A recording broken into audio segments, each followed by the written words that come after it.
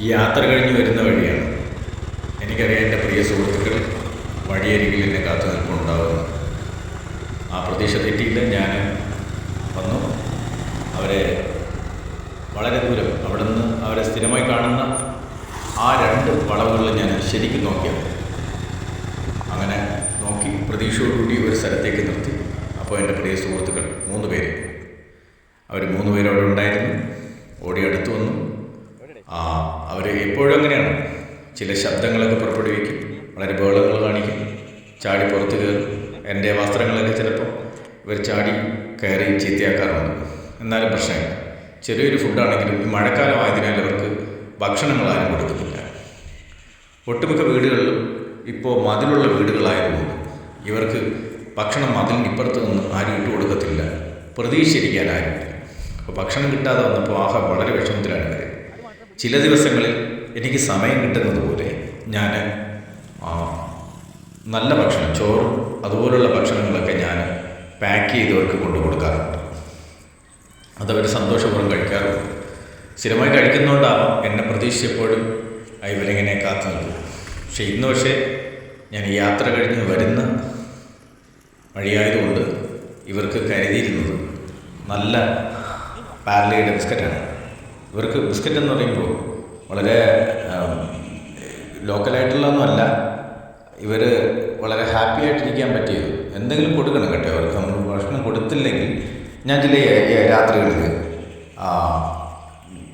12:30ക്കും 1 മണിക്കൊക്കെ ശേഷം മടങ്ങി വരുന്ന സമയത്താണെങ്കിൽ കൂടിയും അതുവഴി വരുമ്പോൾ ഇവർ 3 പേരും കൂടി ചാടി ആ റോഡിന് കുറുകെ, എൻ്റെ വാഹനത്തിന് കുറുകെ നിൽക്കാറുണ്ട്.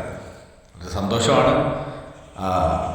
പക്ഷേ ചിലപ്പോഴുള്ള ബുദ്ധിമുട്ടെന്ന് പറഞ്ഞാൽ ചില യാത്രകളിൽ സമയം തികയാതുള്ള യാത്ര സ്റ്റാർട്ട് ചെയ്ത് പോകുന്ന സമയത്ത് ഇവർ തൊട്ട് മുന്നിൽ വന്നു.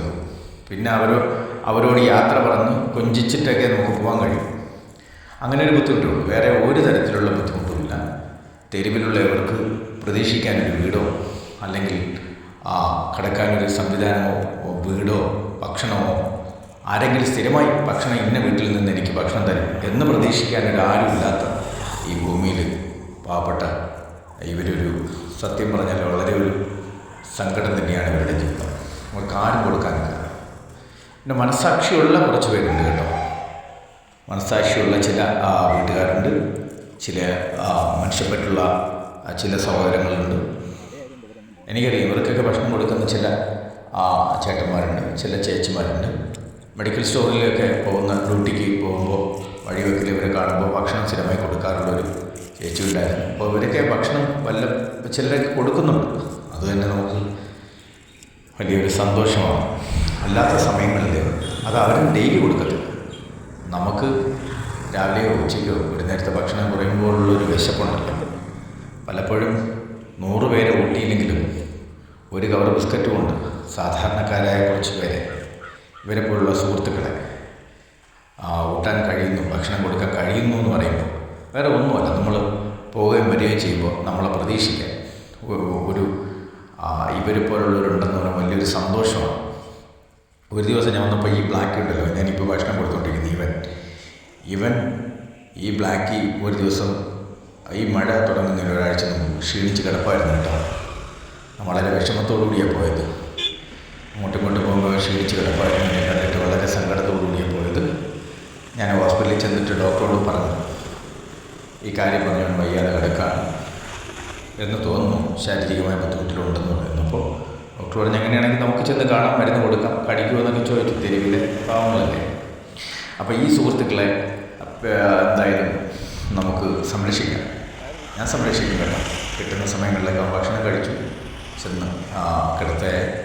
അതുപോലെ എനിക്ക് ഇനി ഇവളെന്ന് പറഞ്ഞാൽ എൻ്റെ പുറകെ ഓടും. ഭക്ഷണം കൊടുത്തു കഴിഞ്ഞ് ഞാൻ പോകുമ്പോൾ വീടിനടുത്ത് വരെ പോകും. ഞാനിങ്ങനെ പിന്നെ വാഹനത്തിൻ്റെ വേഗത നിയന്ത്രിച്ച് ഇവിടെ തിരിച്ചു പോകാൻ പറഞ്ഞാണ് ഞാൻ തിരിച്ചു വന്നത്. അവളാണ് കേട്ടോ പെൺകുട്ടി. അവളെ പുറത്ത് ചെള്ളൊക്കെ ഉണ്ട്. ഞാൻ ചെല്ലുമ്പോൾ 1-2 ചെള്ളൊക്കെ പതക്കി അവളെ സേഫാക്കിയിട്ടൊക്കെയാണ് വരുന്നത്. എങ്കിലും തെരുവിലെയല്ലേ, പാവങ്ങളല്ലേ, ആരോരുമില്ല. മനുഷ്യരായിക്കോട്ടെ ആരും ആയിക്കോട്ടെ, നാളെ തെരുവിലേക്ക് ഒരാളെത്തിപ്പെടാൻ എത്ര നേരം വേണം. അപ്പോൾ എന്തായാലും അവരെയൊക്കെ കാണാൻ കഴിഞ്ഞ സന്തോഷം. സർവേശ്വരനോട് നന്ദി പറഞ്ഞു.